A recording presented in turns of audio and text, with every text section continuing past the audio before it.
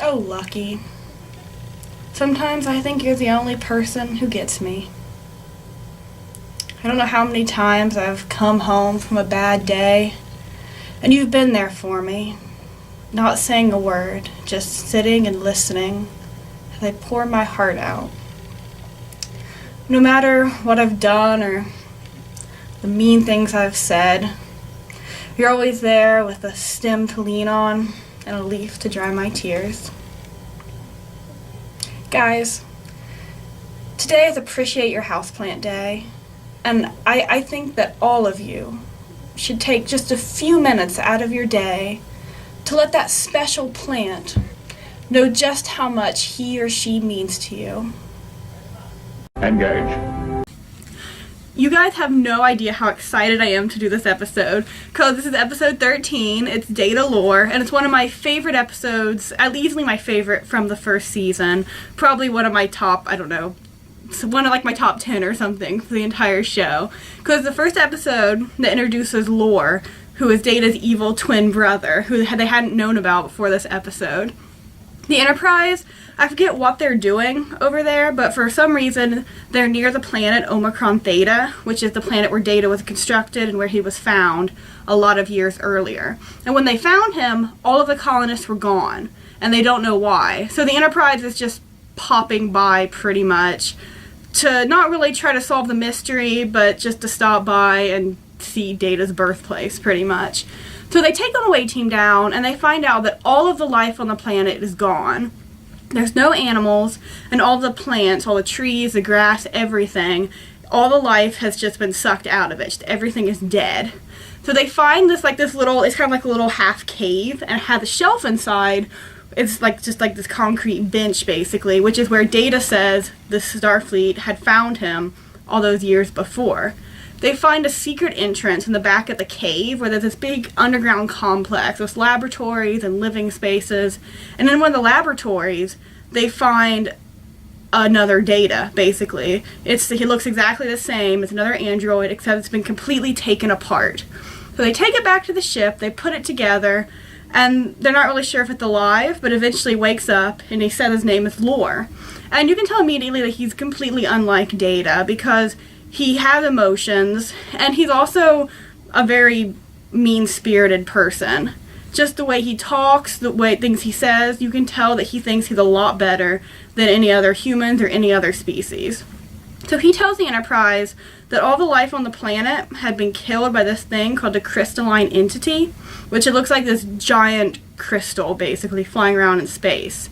And towards the end, he knocks out Data, pretends to be Data, tells the crystalline entity where they are, and then attempts to beam something out into space so it will lower the shields so that it can attack and kill everyone on the ship.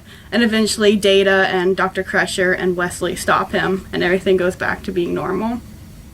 So that's basically the plot of the episode. But like I said, this is one of my favorite episodes, because in this episode you see a lot of Data's background, and that's something that I really like. I really like episodes like this, where you actually get to see the backgrounds of the characters. I know obviously they can't do that for every episode, because it would just get boring, and no one cares that much about their history. But I do like the episodes every once in a while, where you just get to see a little bit of their past. Like, I think it's called, I'm not sure if it's called Family or what, where Picard ends up going back to Earth and it has his brother and his brother's family. And then the episode The Icarus Factor, where it has Riker's dad in it, and you find out more about Riker. And I've always really liked episodes like that. And since Data's one of my favorite characters, this is a really good episode. I really like the interplay between Data and Lore, because even though they were constructed by the same person, it's Dr. Noonien Soon, and even though they look exactly the same, you can tell their personalities are completely in contrast with each other. Where a part of it can be put down to the fact that Data doesn't have emotions, but a lot of it you can just see they have completely different moral standings. Data, he worked his way up through Starfleet, he wants to have a career, and more than that, he wants to be a good officer, he wants to serve Starfleet, and he wants to be a good person. And he is working towards being more of a person and to being more human, which is something he knows that he can never fully have, but he works towards it anyway. You can tell that he would be a good person if he was one. Whereas Lore, he has emotions. He has more ambition than Data. He wants to have power. And he's really just a bad person because he doesn't care about other people in his life. Well, he didn't really have any other people in his life because he was just with the colonists for a short period before he was deactivated. But he thinks that he's so much better than everyone else that he just doesn't even care about other life forms at all. And it's just such a big contrast that you really get, with that counterplay between Data and Lore, you find out so much more about Data's characters, or you find out so much more about his character by seeing what he is not in Lore.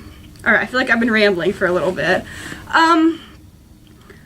Like I said, I like episodes like this because you find out more about their past. And with Data, he doesn't know a lot about his past. All he knows is that he woke up on Omicron Theta. He knew that Dr. Noonien Soon created him. I'm pretty sure he knew that. I assume he knew that before this episode. But beyond that, he doesn't really have any memories of his own. He was implanted with the colonist memories of 400 of their memories. Not like their day-to-day memories, but more of the knowledge that they had. And you find out this because they knew that the crystalline entity would be coming back. And that they were probably going to die, which is why they put it in Data. But even after this episode, you don't know why Data was left there, why there's both him and Lore, why there's two of them. I think later you find out that Lore everyone could tell that he was evil, so Dr. Soon created Data, didn't give him an emotion chip, he doesn't have the same ambition. So in some ways, he is less human, which made the colonists more comfortable. But really, it was just that Lore, something was wrong with him when he was created. And that is why he's basically evil. And then Noonien Soon fixed that when he made Data.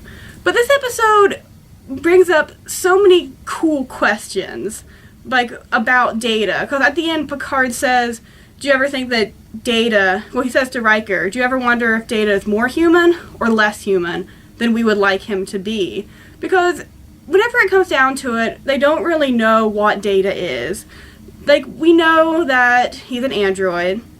In a later episode, in The Measure of a Man, they establish that Data is his own person, that he's sentient, that he's just, like a sovereign being in his own right, unlike, say, the computer core of the Enterprise.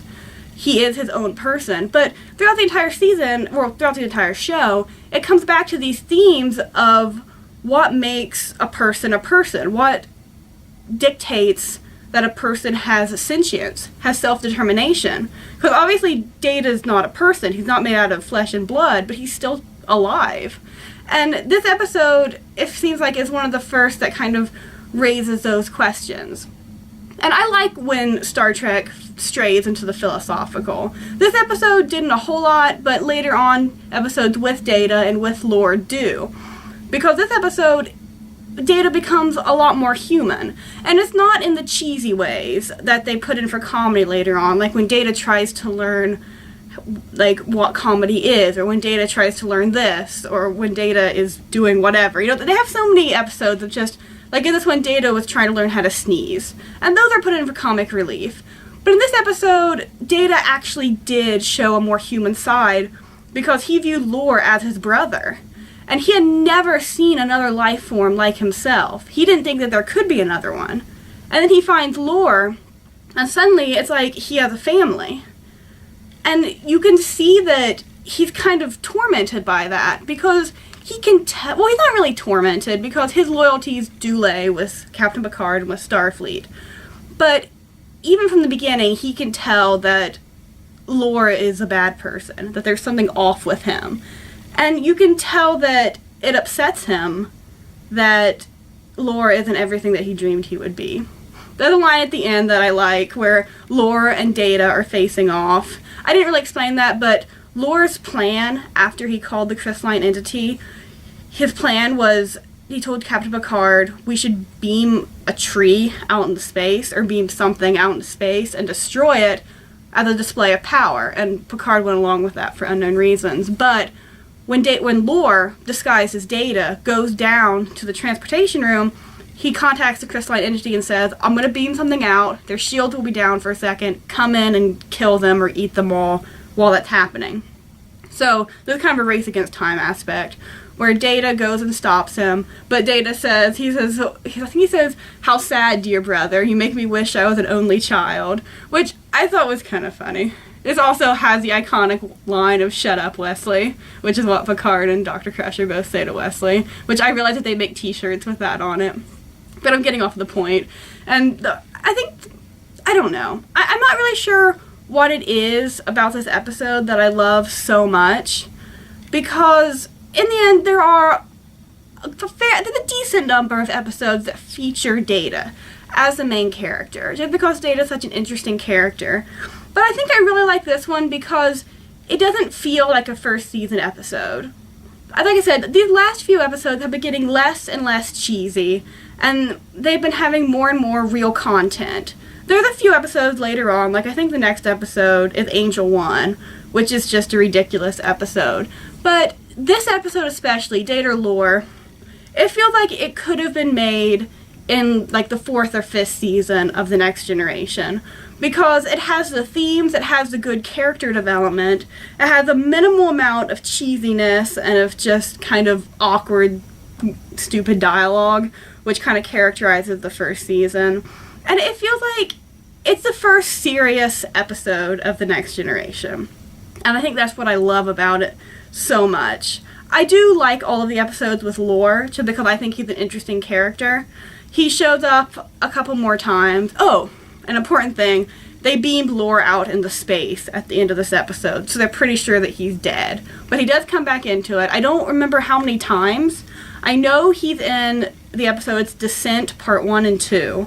I'm not sure what in the series that is, or if he comes back at a point. Yeah, there's at least 2 more episodes with him in it.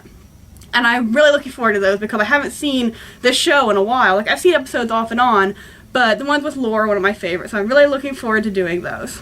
And I think that's it for this episode. I know this one's been kind of rambling, but it's more because I can't exactly pinpoint what I like about this episode. It's not a specific scene, it's not a specific, like, detail about it that I like so much. It's just the episode as a whole, and I think it definitely is one of the best of the first season. I'm sure that everyone's getting tired of me showing off my random possessions, but this is something I absolutely have to show you because I met my high school friend for lunch today, and she gave me a late combination birthday Christmas present, and one of them was these. It's Doctor Who sticky notes, which I did not even know that they made these. And you open it up, it's a little booklet, and there are 6 different sticky notes. There's 4 different colors of Dalek. There's one of the TARDIS, which is amazing. You can't really see that. Yeah, there it is. And then there's this one with the 11th Doctor on it, and at the top it says "To Do, Time, and Dimension." I have no idea where she got this. I didn't even know that these existed, but it's by far one of the most awesome things I've ever seen. Just look at that. Look at those Daleks.